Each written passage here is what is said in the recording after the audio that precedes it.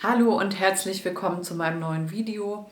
Dieses Video ist einfach mal wieder ein bisschen anders als die Videos, die ich meistens drehe. Ich drehe ja meistens Malprozesse und dieses Mal möchte ich mit euch über ein Thema sprechen, was mich als Künstlerin betrifft und wo ich mir ganz sicher bin, dass es viele von euch da draußen auch betrifft. Die Tipps, die ich euch dazu gebe und meinen Umgang damit, werde ich euch in diesem Video erläutern und ich hoffe, der eine oder andere kann etwas daraus mitnehmen oder wird dadurch vielleicht etwas entlastet oder sonst wie. Es würde mich auf jeden Fall freuen. Und jetzt rede ich gar nicht mehr lange um den heißen Brei herum. Viel Spaß beim Video. Kennt ihr das, wenn ihr ein Bild malt und es einfach nicht in die richtige Richtung geht, wie ihr das gerne haben möchtet und einfach alles schief zu gehen scheint, was so schief gehen kann? Ihr euch dann total unter Druck setzt und versucht es noch irgendwie mit letzter Kraft zu retten und es haut aber einfach nicht hin, dann willkommen zu diesem Video. Darüber rede ich nämlich heute mit euch. Das Thema ist mir sehr wichtig, da auch ich mit vielen Unsicherheiten zu kämpfen habe oder vielleicht hatte, die vielleicht inzwischen weniger geworden sind, aber sie sind trotzdem immer noch da. Und dieser leise Zweifel, der nagt einfach manchmal an einem. Und ich möchte gerne daran arbeiten, dass der nicht mehr so stark ist, dass man den in den Hintergrund drängen kann und einfach frei malt und sich nicht davor fürchtet, eventuell einen Fehler zu machen oder so. Naja, ich denke natürlich, es ist auch eine Persönlichkeitsfrage, wie perfektionistisch man drauf ist. Ähm, Ich bin zum Beispiel sehr perfektionistisch und setze mich natürlich dann auch sehr gerne unter Druck, was aber nicht immer gut für mich ist. Und es lohnt sich auf jeden Fall, darüber nachzudenken oder einfach, ja, zu versuchen, es zu ändern, damit man sich einfach nicht selber im Weg steht, weil das ist, denke ich, hinderlich in einem kreativen Prozess. Ich denke nämlich, dass Kreativität vor allem auch von Spontanität lebt und vom Flow, also von dem richtigen Gefühl, sag ich jetzt mal.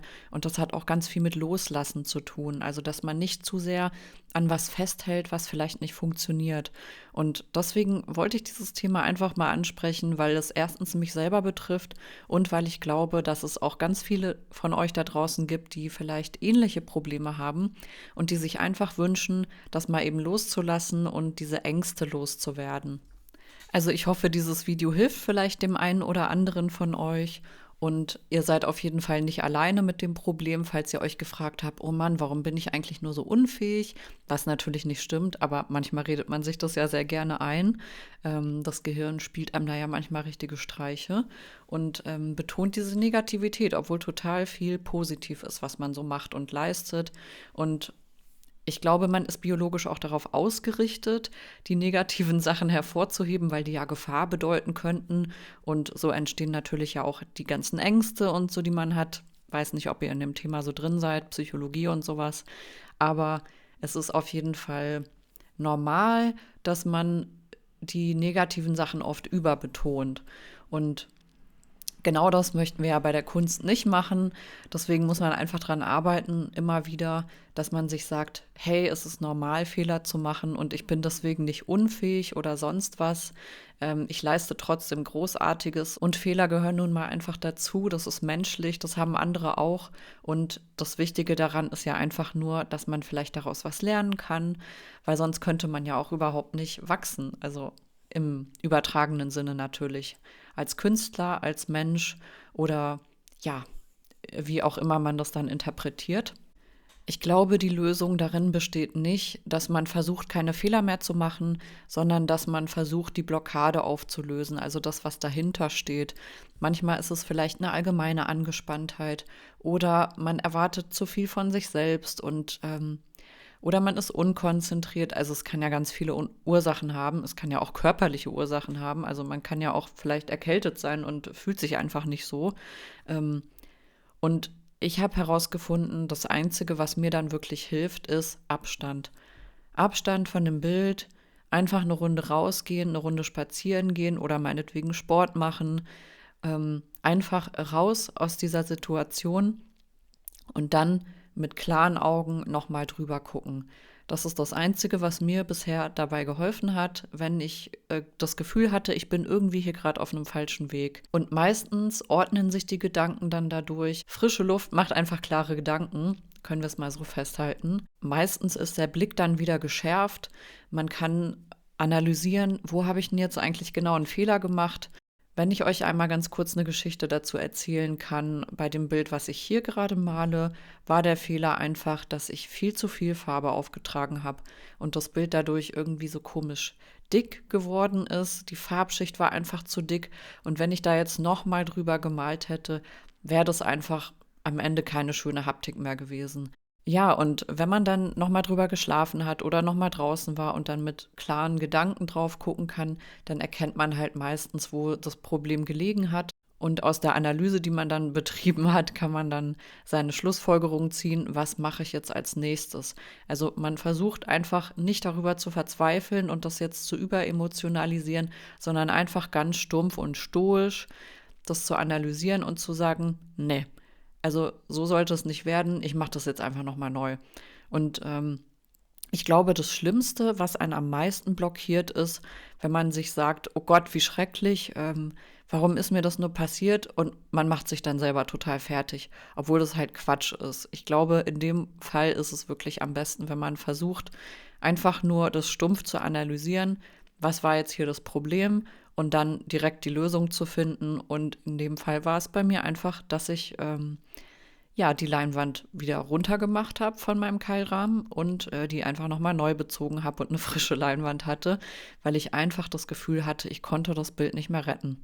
Und es hätte mich zu sehr frustriert, da jetzt noch viel länger weiter dran zu arbeiten und das zu probieren, weil dieses Verbissene, das wird am Ende meistens dann kein gutes Bild. Das ist so das, was ich festgestellt habe. Alles in allem sollte man sich einfach immer so eine gewisse Lockerheit bewahren.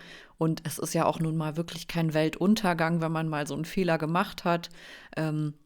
Wie ich ja auch schon gesagt habe, was am Ende zählt, ist einfach nur, was man daraus macht mit dieser Information oder dieser negativen Erfahrung, sage ich jetzt mal. Und dass man sich einfach sagt, mein Gott, dann ist es halt mal schlecht geworden. So schlimm ist das jetzt auch nicht. Es gibt wesentlich schlimmere Sachen im Leben. Und dass man sich das selber natürlich auch vergibt irgendwo. Ich glaube, das spielt auch eine sehr große Rolle, dass man barmherzig zu sich selber ist und sagt, okay, irgendwie sollte es einfach nicht sein. Aber welche Lehren kann ich jetzt daraus ziehen? Was will mir Gott damit sagen? Oder wenn ihr nicht an Gott glaubt, das Universum meinetwegen oder sonst was. Was ist das für eine Botschaft an mich? Und wenn man das einfach annimmt und sagt, okay, ich bin eben nicht perfekt, ich mache eben Fehler und andere machen das auch und das ist völlig normal. Und morgen wird trotzdem wieder alles gut sein und die Sonne scheinen und so. Ja, lasst uns einfach nicht verzagen. Also wir wissen, dass wir diese kreativen Skills haben und dass wir die auch ausleben können und dass halt eben nicht jeder Tag gleich ist. Und ja, zur Kreativität gehört für mich auch, dass ich umdenken kann, dass ich mir sagen kann, wenn der Weg da nicht weitergeht, dann geht er eben woanders weiter. Und ja, ich denke mal, so eine positive Einstellung dazu, die hilft einem auf jeden Fall, dass man in Zukunft einfacher mit diesem Thema umgehen kann und sich nicht selber zu sehr fertig macht. An dieser Stelle habe ich übrigens das Filmen einfach gelassen, weil ich da schon so genervt von diesem Bild war, dass ich einfach keine Lust mehr hatte, dann noch was mitzufilmen, weil ich wusste, das ist einfach, ja, das bringt einfach nichts. Und es ist gut, auch wenn man schon das nächste Projekt am Start hat, sich vielleicht einfach mal kurz eine Pause gönnt und dann einfach direkt weitermacht. So ganz im Sinne von, wenn dieses Projekt nicht funktioniert hat, dann starte ich jetzt einfach das nächste. So als ob quasi gar nichts passiert wäre. Und so versucht man, glaube ich, auch die Sachen dann aus dem Kopf auszublenden, dass man eigentlich gerade von etwas frustriert war. Ich denke, Abstand zu halten ist auf jeden Fall eines der besten Möglichkeiten, wie man mit diesem Problem umgehen kann. Ein anderer Problemlösungsansatz von mir ist, dass man in Zukunft versucht, seine Bilder besser zu planen. Vielleicht nicht ganz so viel spontan zu machen. Natürlich hatte ich ja gesagt, Spontanität gehört dazu bei so einem Bild. Aber es erleichtert natürlich den Malprozess enorm, wenn man zum Beispiel schon vorgezeichnet hat, wenn man sich ein Raster aufgemalt hat auf seine Leinwand und wenn man genau weiß, wo man welche Farbe setzen muss. Manchmal geht man vielleicht auch ein bisschen zu unbedacht ran, das ist ja auch möglich. So eine gewisse Planung hilft natürlich auch da, Unsicherheiten zu vermeiden, sodass man eben im Malprozess dann besser im Fluss sein kann, weil man einfach schon genau weiß, wo was am Ende sein wird und dann hat man so ein bisschen die Kontrolle auch zurück.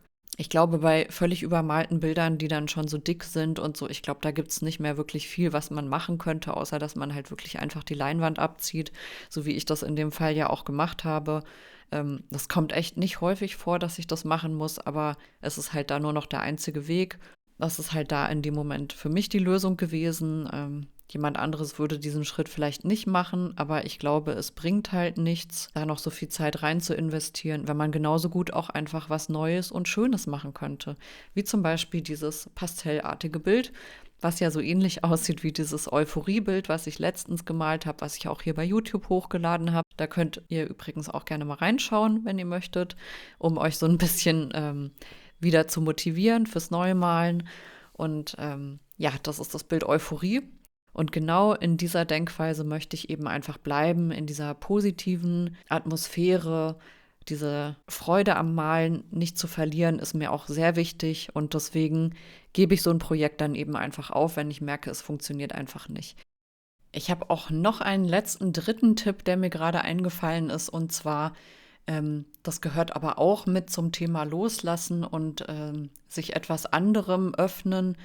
Und zwar, dass man sich einfach andere Videos anguckt von Künstlern, hier bei YouTube meinetwegen, die irgendwie genau im Flow sind in dem Moment, wo sie malen und sich davon so ein bisschen mitnehmen zu lassen. Also ich denke, man kann sich sehr gut auch von anderen Menschen aufbauen lassen. Man kann natürlich auch mit anderen Menschen darüber reden oder vielleicht mit, weiß ich nicht, anderen Künstlern oder so, die man vielleicht kennt. Und ich wette, die meisten davon werden dann auch sagen, dass sie genau dieselben Probleme auch hatten. Also ich denke mal, es ist ziemlich verbreitet. Hier ist zum Beispiel auch schon wieder ein neues Projekt, was ich gerade starte. Das ist eine große Meereslandschaft. Da habe ich zum Beispiel sehr viel vorgezeichnet, vorgemalt und vorher besprochen. Das ist natürlich auch wieder ein Auftrag.